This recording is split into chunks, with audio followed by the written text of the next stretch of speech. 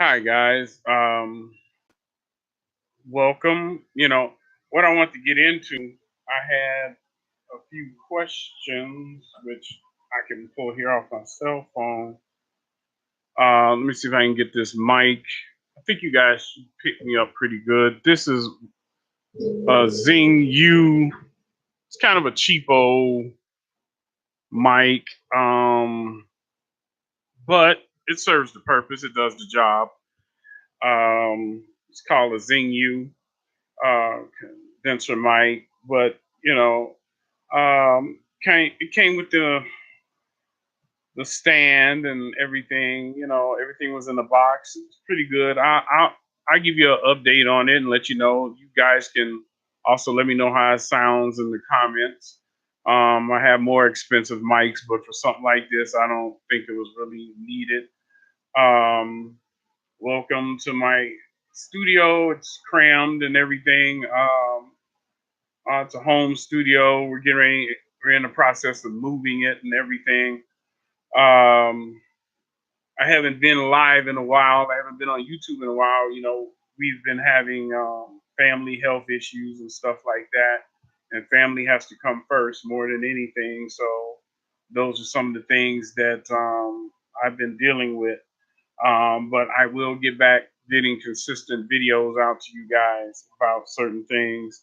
The views are a little low, so I'm please asking you guys to subscribe and follow and encourage me, man. Hit me up and say, hey, I need more information. I mean, I know a lot of people hit me up. Believe it or not, I get more hits on Facebook.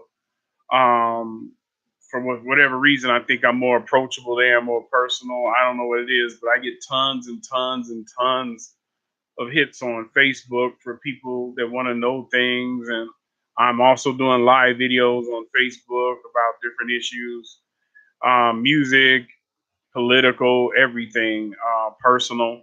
So I am on Facebook as well, Instagram. Don't do too much on Snapchat and Tiki Talk, but I am on those.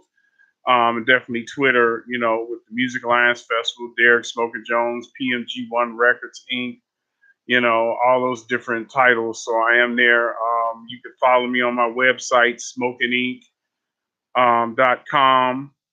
That's smoking, SMOKININC, smokinginc.com. So follow me there, and let's get right into it. I don't know why I feel so different when I'm on YouTube versus when I'm on Facebook. When I'm on Facebook, it seems like everything just kind of flows a little bit more naturally, but I guess that's how it is. But let's get into some of these questions here, and I'm going to set it up where I can just hold on. Let's see. Oh, hit that. There we go. Where I can look just like that. Um, so one of the questions was, okay, how did I get started? Um, I got started in this whole thing, uh, the whole music industry when I was probably about in my teens, my early teens, 14, 15 years old, if not younger, because I was DJing in my uncle's, lounges and nightclubs, when he was, I should say, when I was 9 years old, standing up on top of milk crates and playing 45s and stuff. So I've always had an interest in music. I was, a dance person. I was heavy into dance before I gained so much weight. Now I'm back trying to get it down and all that kind of stuff. But basically, that's how I got started. I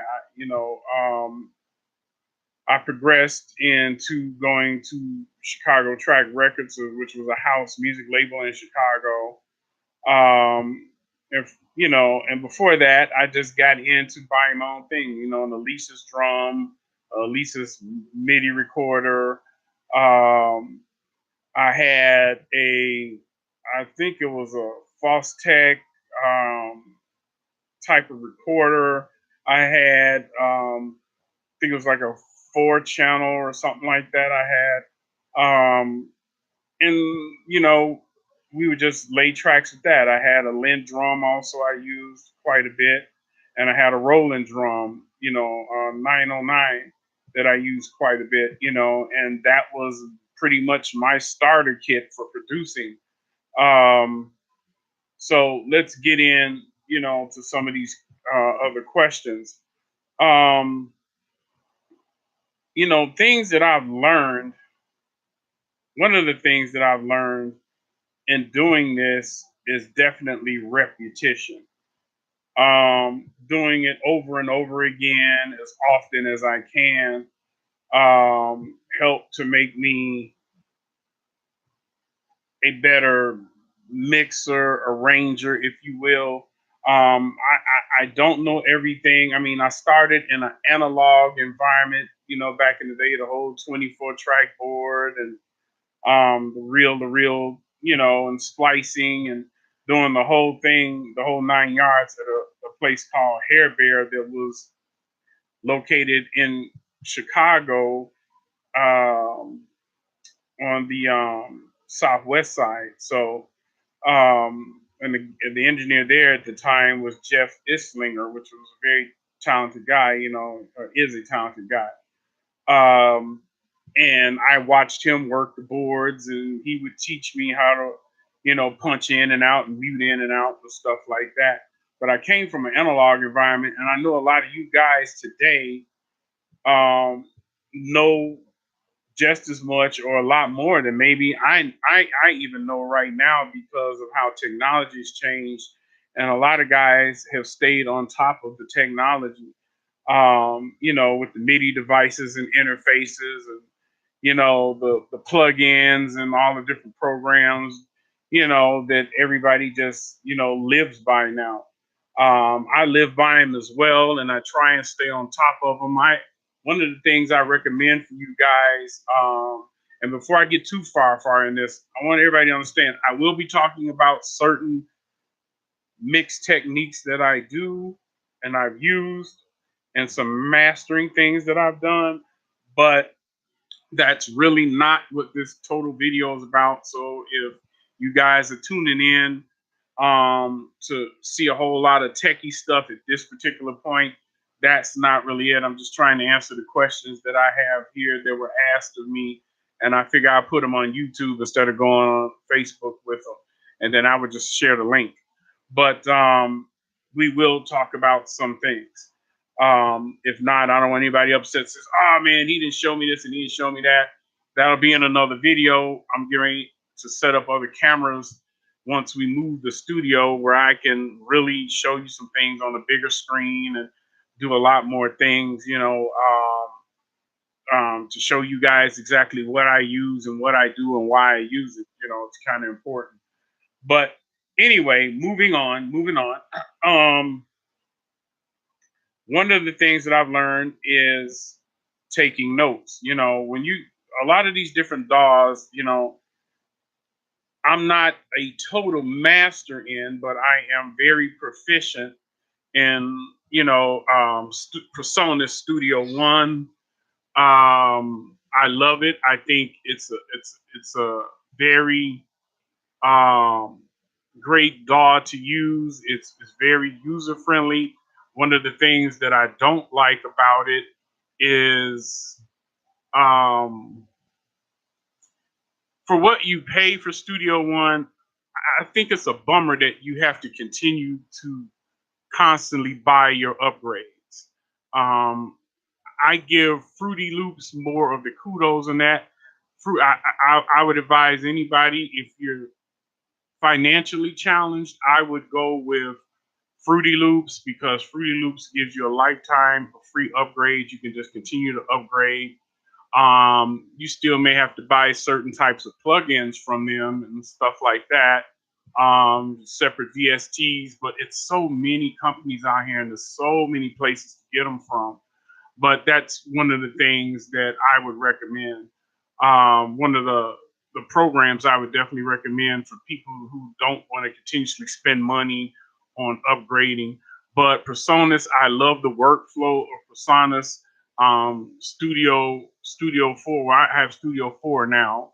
But I've had all the versions, and I've loved them all. And I love how that whole workflow goes with it. And I like Fruity Loops as well. Fruity Loops is another great program.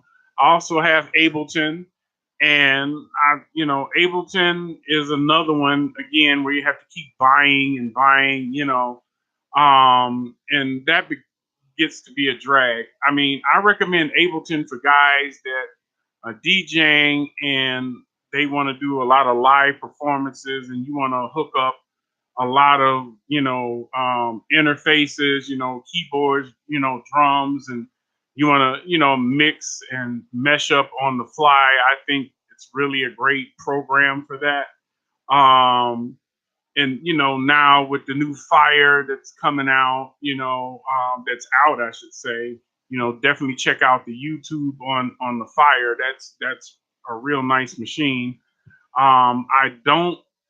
I mean, in my opinion, I mean, we get into Akai and stuff like that. I love the Akai drums, and I love the live version, of Akai, and so it comes down to preference, for DJs and what you want to do and how you want to mix stuff. I like standalone units, is basically what I'm saying. I like units that stand alone where I don't have to be dependent on carrying a laptop and the unit and hooking it up and running it through the system. That's just a lot. I'd rather just take the unit, plug and play, and let's go. I like that kind of ease, and of course that the machine itself has a good workflow and maneuverability so I can get the things done when I'm playing live and I want to mix, on the spot and stuff like that. But I'm just naming these different programs as a matter of fact because these are some of the ones that I would definitely recommend. I have Sonar. Sonar is decent. I've tried Reasons. Reasons is a very good program. In the beginning, Reasons was a very hard to render. Once you get done with your projects and you want to render out your projects, it was kind of sticky with the rendering. They've definitely improved that. And if you're into the old analog style, the whole rack mount thing, and coming out of the patch bays, plugging in, your compressors and your limiters and your EQs and all of that, Reasons will definitely take you back in time to that situation, which is one of the things that I loved about Reasons. I learned on Pro Tools, but I am not a fan of Pro Tools. I have never used Logic um, as a primary DAW or anything like that on my system because one, I don't run Mac a lot. I run PC.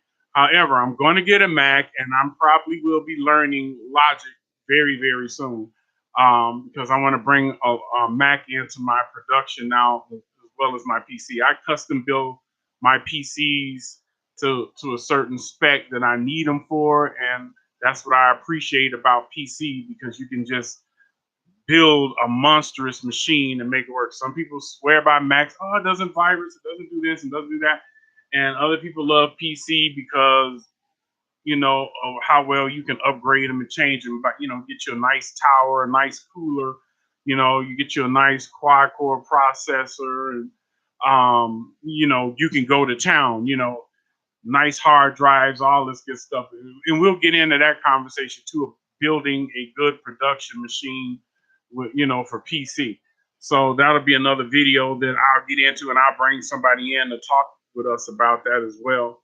But yeah, those are the DAWs that I recommend, and those are the DAWs that I use all the time.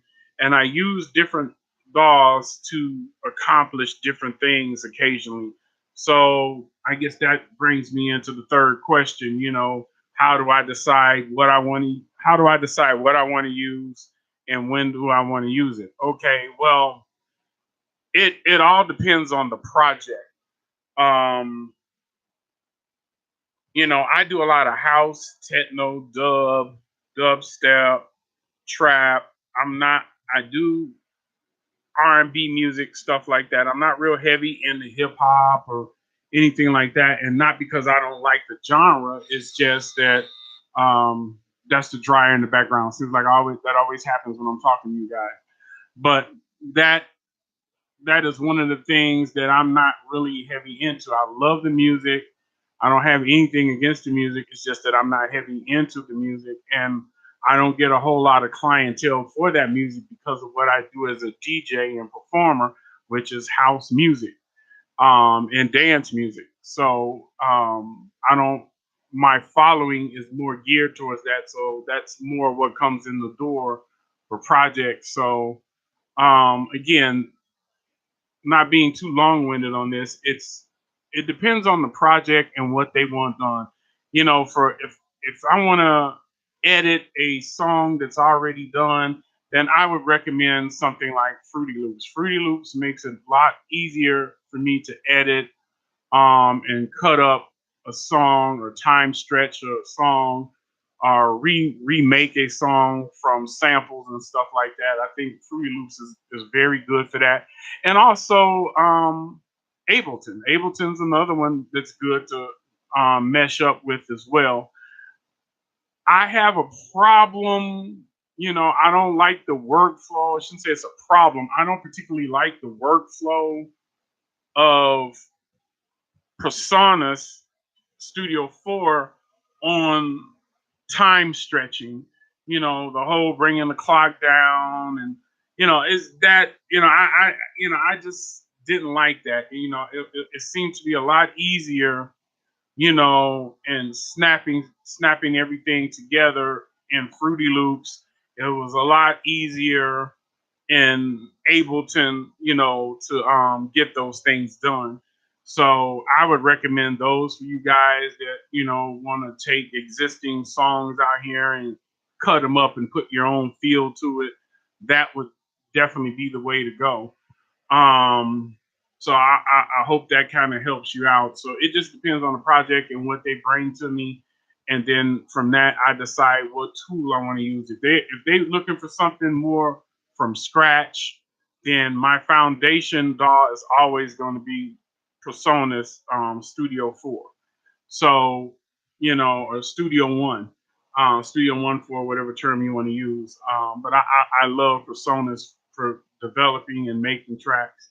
I'm getting more into developing and making more tracks from scratch with Fruity Loops because Fruity Loops was basically my chop up DAW, or my edit DAW or my remix DAW. That's what I pretty much use for that. And Ableton was a little bit more for guys that came in that were familiar with it, and they brought me projects that were already based off of Ableton, and we would kind of go into that. And then sometimes I would take those waveforms and move them over to Personas if I had to. But again, those are some tricks that I do. Another thing, going into the next question is okay, getting rich vocals. Okay. Well, one of the things I do to get rich vocals is layering. I think layering a vocal is key. I may layer one vocal patch or wave 10 times to give it or maybe 20 times to give it a full effect. I mean, there are different plugins on certain DAWs that I use where you can,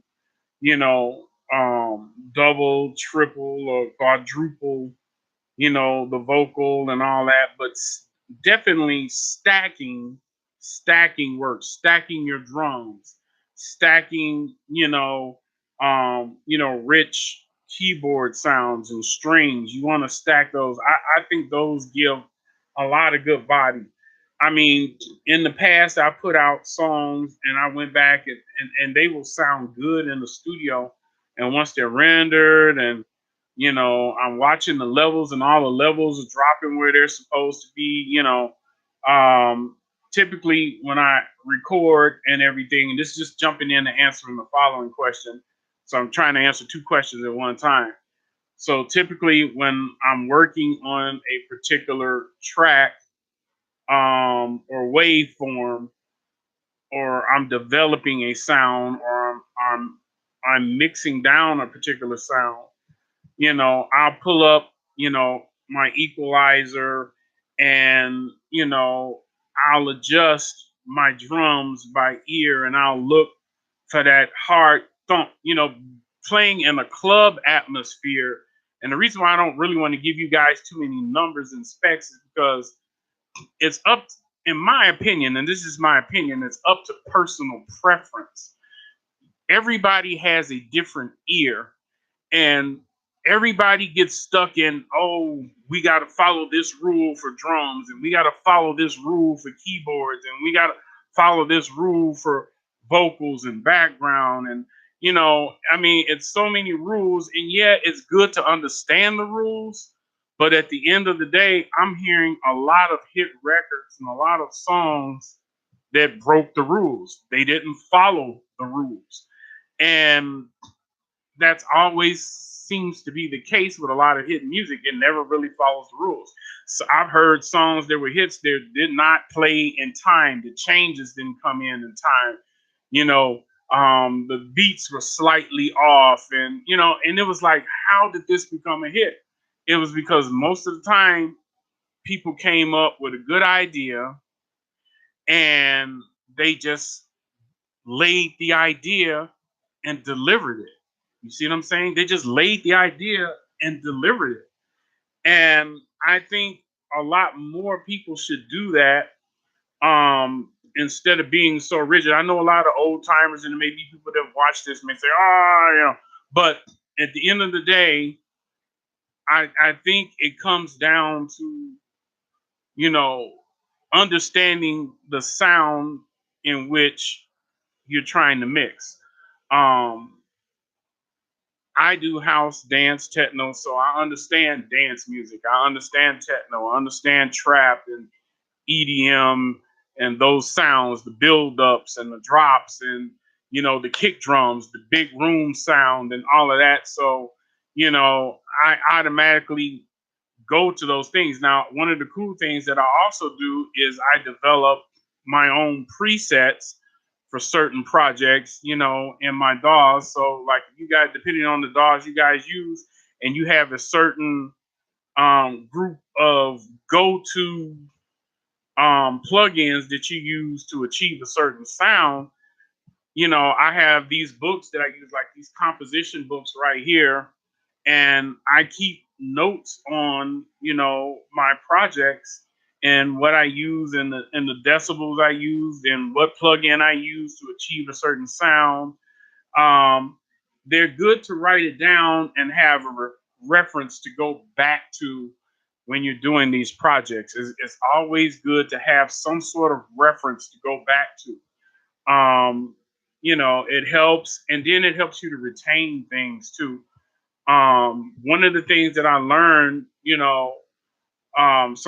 they say when you're mixing down stuff, make sure everything sits at zero, and you got the limiters there, and the compressor there to smack it back down when it's coming up, and you don't want to, bounce nothing in the red and stuff like that.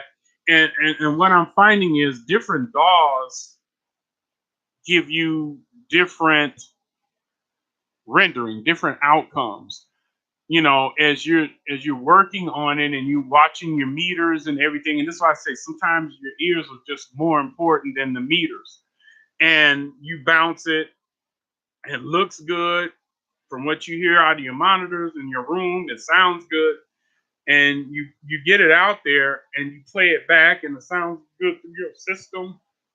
I run it through, my headphones. I run it through earbuds. I'll burn it to CD and put it in the car. I'll give it to DJs and let them play it in a mix set. I'll play it in the mix set, and I try and see how it compares to other tracks that are out there. Is it still pushing the same muscle? A lot of times, and I'm be honest, mine has come below that sometimes, or right just at that threshold, because I was following the rules. I was trying to follow the rules.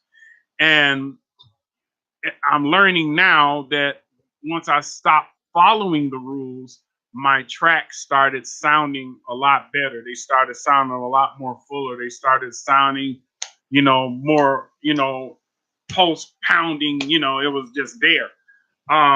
Versus me saying, okay, because I had cheat sheets, lined up all, on the lower level of my deck here, and I would say, okay, for vocals, and then I would go into the EQ and I would change the frequencies and the bands and, get it, okay, this is what I need to do for a female vocal, and this is where I need to push it for a male vocal. And okay, those are the rules. There it is. And it started getting very cookie cutter and mechanical. And this is partially a mechanical business, but at the end of the day, you want something that just sounds good and simply feels good. So I would rather you go off your ear and how good it feels, and get other people, to listen to it and get their opinions on it. I have a lot of mentors. I have a guy named Ken Engineering. He's in Lincoln Park here in Illinois. He was a retired aerospace technician. Um, he taught another very influential engineer in Chicago here named Danny Leak, and we're all part of this kind of engineers group. And Ken has taught me a lot of things. And every time I did a project, I would call Ken and say, Ken, what do you think? How does it sound? What do you think I should do? And he would start to laugh at me and say, Derek, you got it. Why do you keep overthinking it? You got it down. You're doing all the right things. Why do you keep doing this to yourself?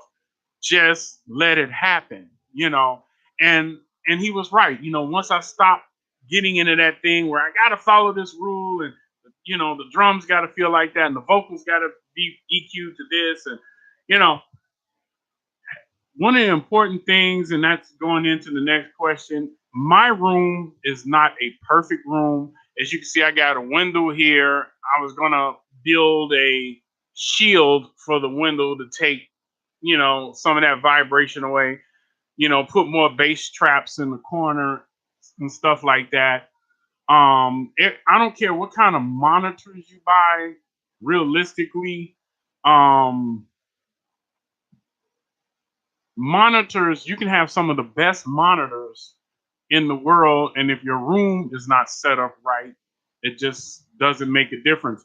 And I've known guys who have mixed in rooms for 19, 20 years, and they were bad rooms, and they had all these great monitors, and you would go back and listen to some of the stuff that they were doing, and you're like, man, why does it keep coming out like that? And why do I hear this? And why do I hear that? And I'm guilty of that to a degree. Um, believe it or not, the monitors that I use a Orion system.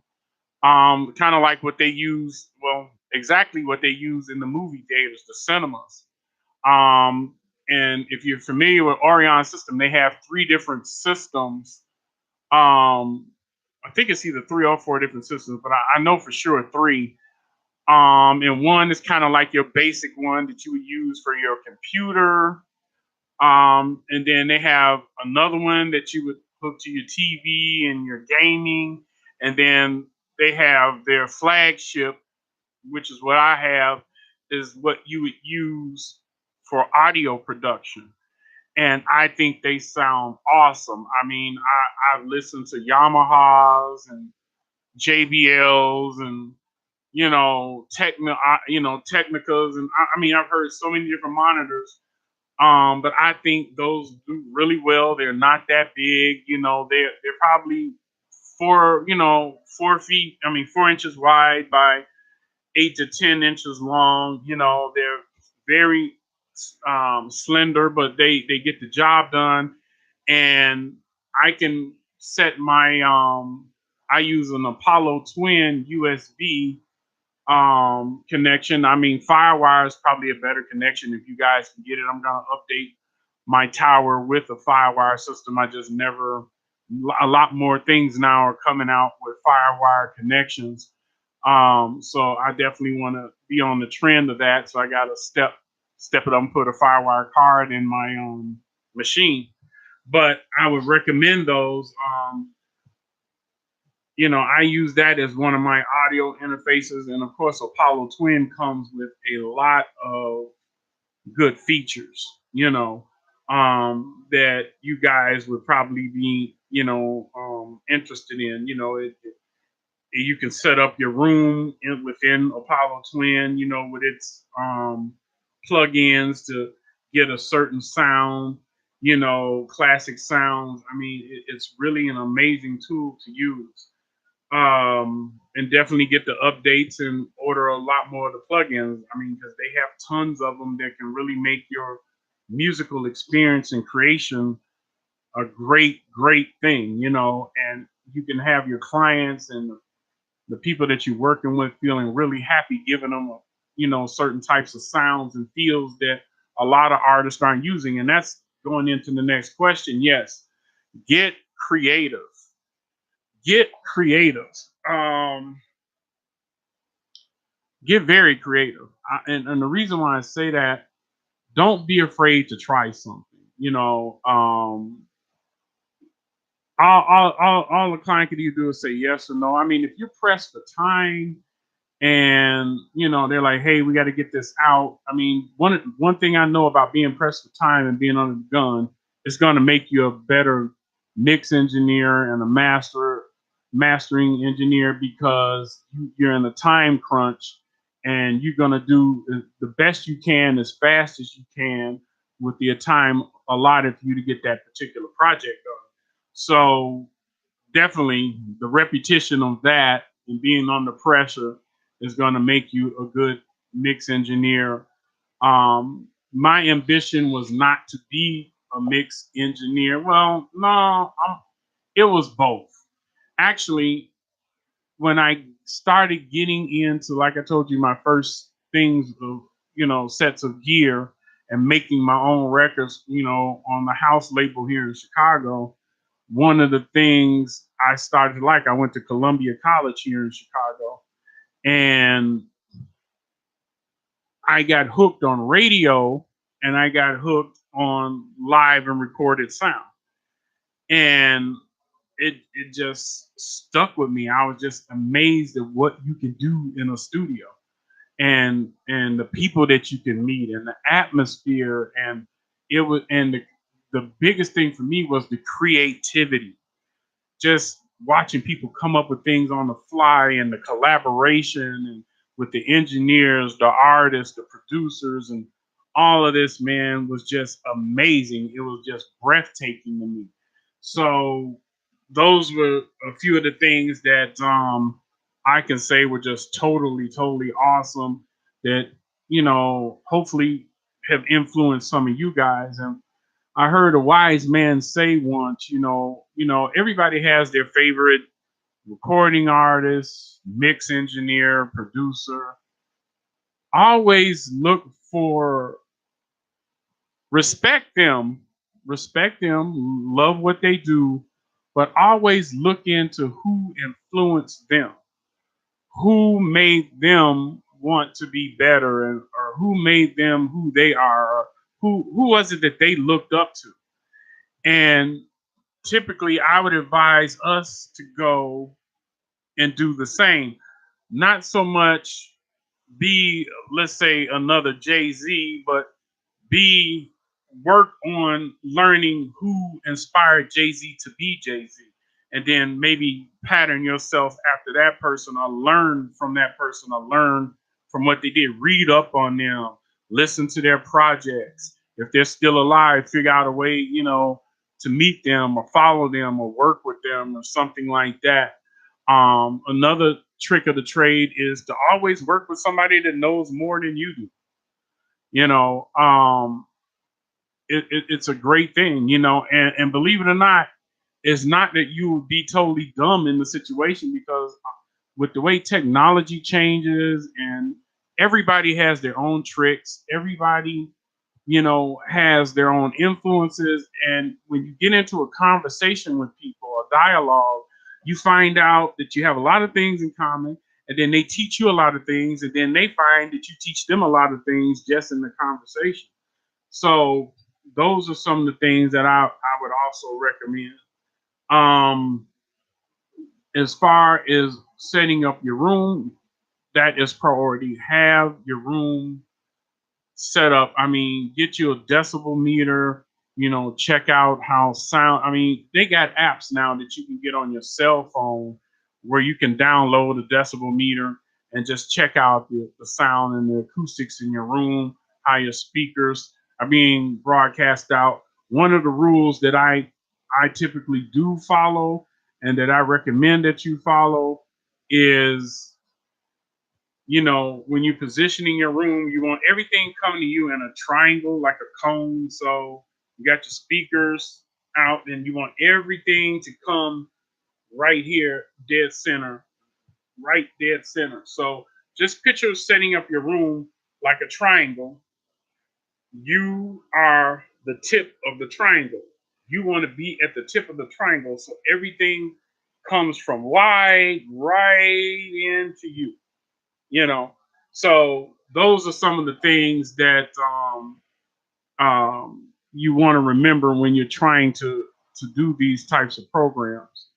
um, I'm sorry, types of rooms. I'm just trying to read other questions here. They're popping up as we're talking. That's weird. But anyway, that's one of the things that I recommend. um, you don't One of the things I also learned is you don't have to blast your music in your room in order to hear it. I mean, get it at a nice listening level that you can hear what you're doing. Now, you have some guys that believe in playing back and listening to their mixes through monitors. You have other guys that swear by headphones because they feel like they can hear everything better. Some people say when you mix through headphones, they're very deceiving and it's better to hear them come through the speakers. Again, see, this goes back to what I was saying before. It's a matter of opinion.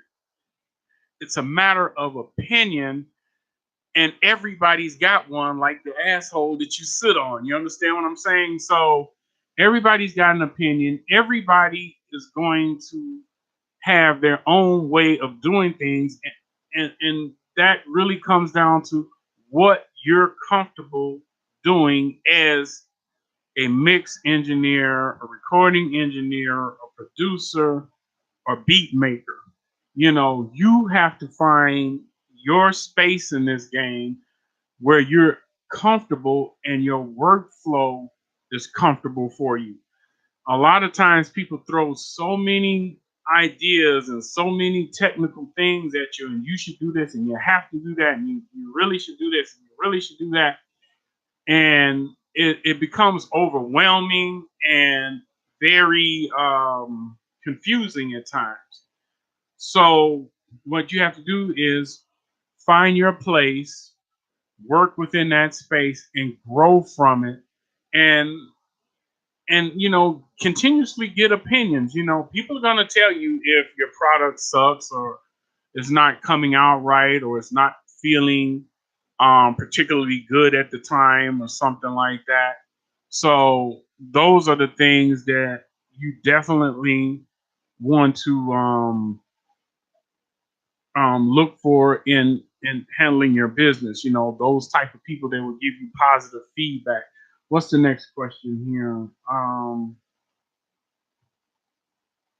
Okay.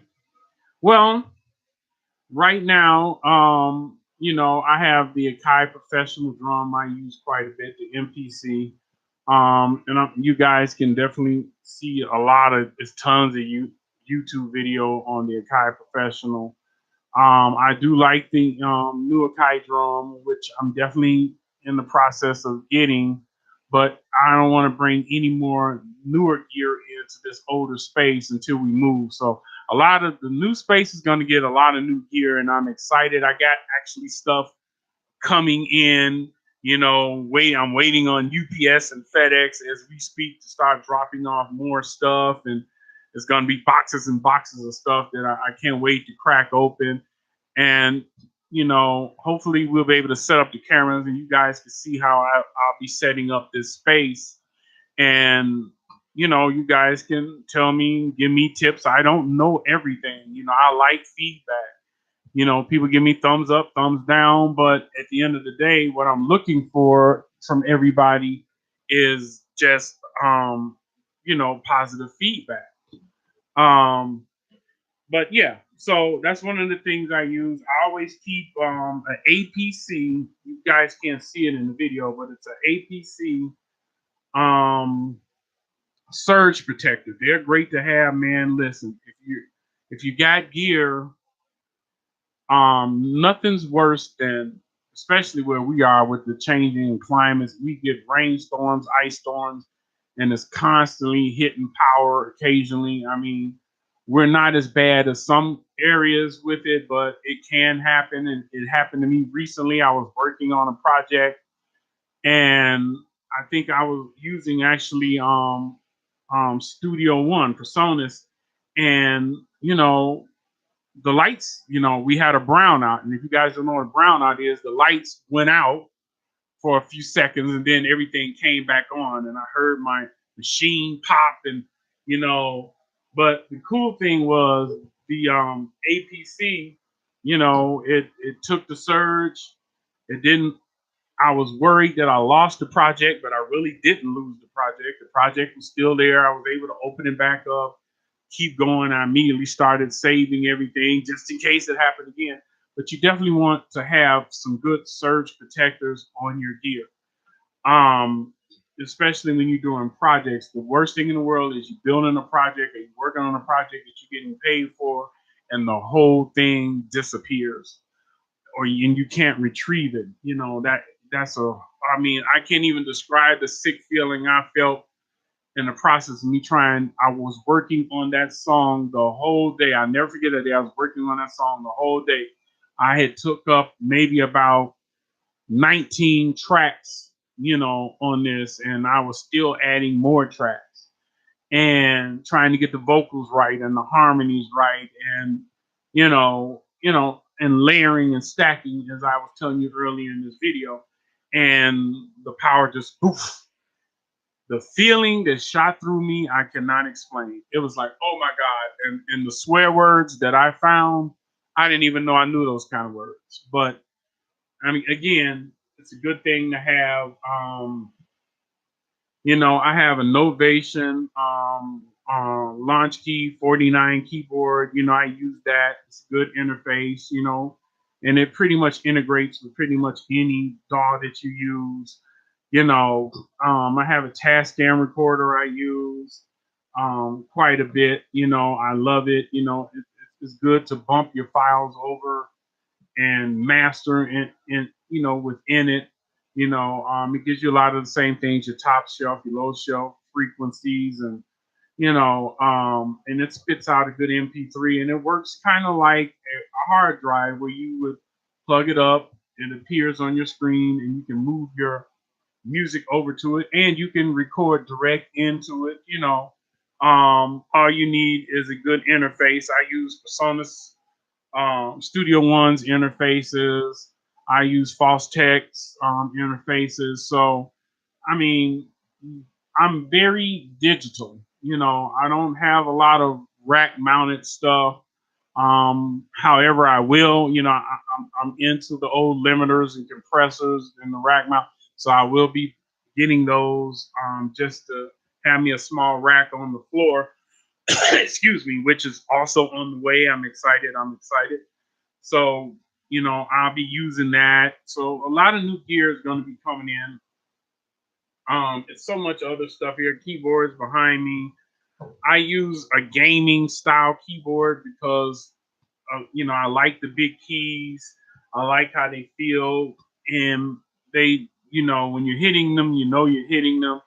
Um, they're also replaceable, so if they start to fade, you order another bag of them, snap them back in, and keep it going. You don't have to keep, buying more and more keyboards and all that kind of stuff. So I like the gaming keyboards to do a lot of my projects on. I did order, the templates to go over the keyboard for, let's say, Fruity Loops and PreSonus, Ableton, you can just drop them right over the keys and use them, for your hotkeys, how to move around and take your shortcuts, your shortcut keys and stuff like that, rather than trying to remember, okay, was it control C plus one and blah, blah, blah, plus comma. So going through all that. But again, another reason why I tell you guys, write your notes, take your notes. A good thing about taking notes, it helps you, for me, I can't say for everybody, it helps me to remember and retain things as I write them down. I read it, I retain it, I listen to it, write it down, retain it. And as I start remembering what page to go to find something that I'm trying to figure out or I've forgotten because I haven't did it in a while, I can find it in the book, I could do it, and it also helps me to retain it to memory. And I don't have to always keep going back to the book because I can remember page 12 in section C. I pretty much remember what everything is on there. So it's just one of the tricks of the trade that I do. Um, I have my vocalists, when my vocalists come in, what I have them do, I have them do multiple takes and, of the same part over and over again. And I ask them how they feel about it. And a lot of times we don't know at the time. We'll layer those takes. We'll combine those takes. We'll edit into them, the good parts, the bad parts, which is general engineering for most people. Um, I ask their opinion on what they like, and what they feel works. So those are some of the things I do. I do the same thing with keyboard musicians and guitar players and bass players and horns players. I just have them, hey, play it again, play it again, play it again. And the importance of that is you got a lot of material to choose from in case something goes bad or they have to leave. And you're like, man, now you got a lot of stuff to choose from. You might hear a part in the song where you say, yeah, that was cool the way they did it. Let me scroll down and let me see how this part would sound in there and how that part would sound in there. And a lot of times you come up with a very awesome track that way. So I definitely recommend them repeating what they're doing, their vocals, their riffs, their runs, and guys just stack them, I mean, don't be lazy with it. Just stack them, save them, if you want to move them over to a file later, which I do, I move everything over I create a file on my desktop and I move everything over. I create an internal file in my DAW and send it there. But either whatever works for you. Again, your workflow is what's important. And a lot of people, which is one of the final questions, and we can get off here. What I mean, and everybody should understand, and I guess some people don't, I wouldn't have a question, is workflow. And what is referred to as workflow is how well you work within a particular system that you're working with, be it your controllers, your setup at home, your DAW that you pick to use. How comfortable are you flowing through it? Can you move through it very quickly to get things done? Do you have to go through a whole lot of processes just to get one thing done? Does that become tiresome to you? And all of those types of things. So those are some of the things that you want to look at, and be conscious of when you're picking DAWs and musical programs and gear. And you don't have to over gear things, guys. I mean, you don't have to spend a whole lot of money. It's been proven factually that you don't have to spend a whole lot of money in order to produce a great song.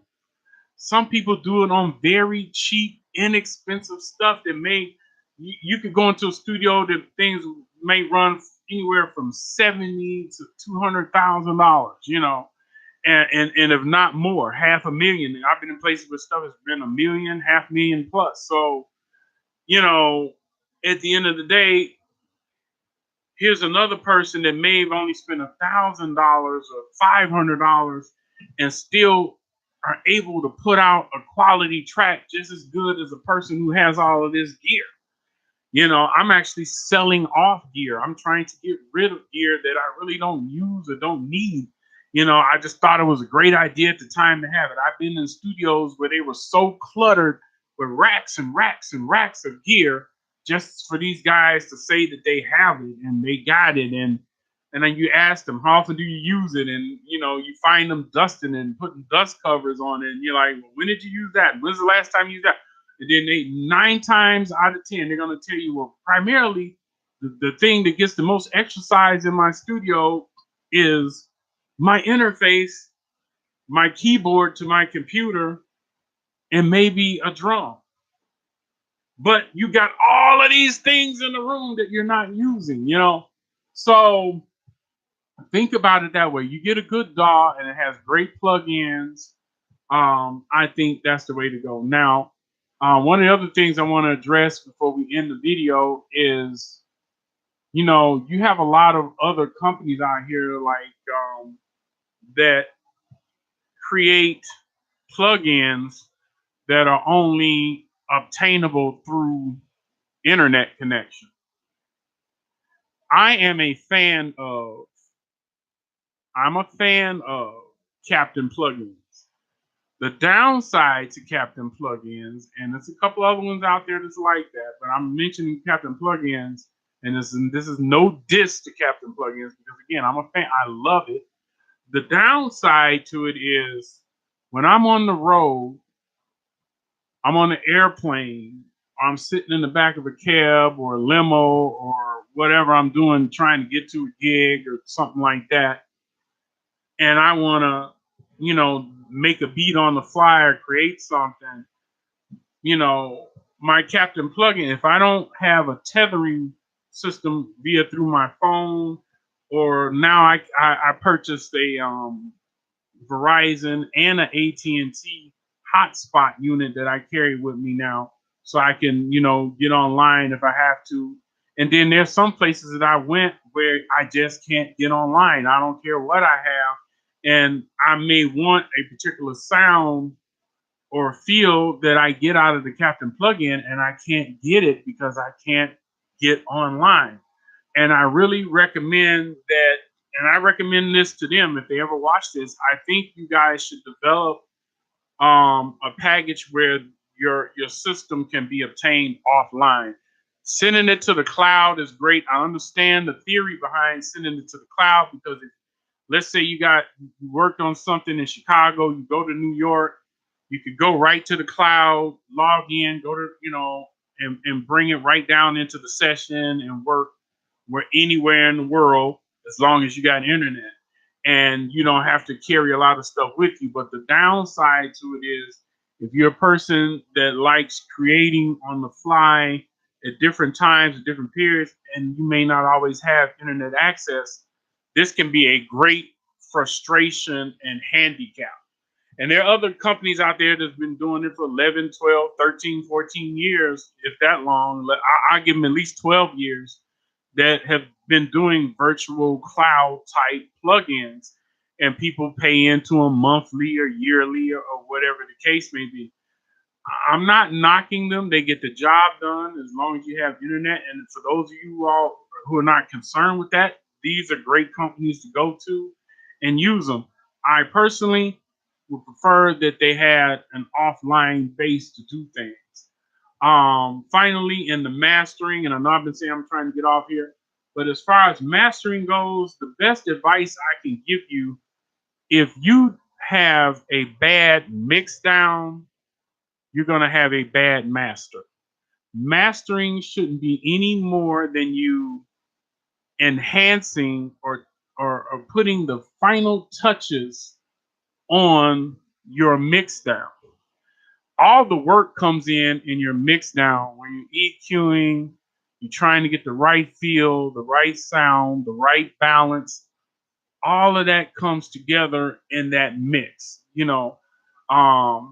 and when you get a good, perfect mix, all you're doing at that point when you move it over to a mastering situation is enhancing something that was already good in the first place.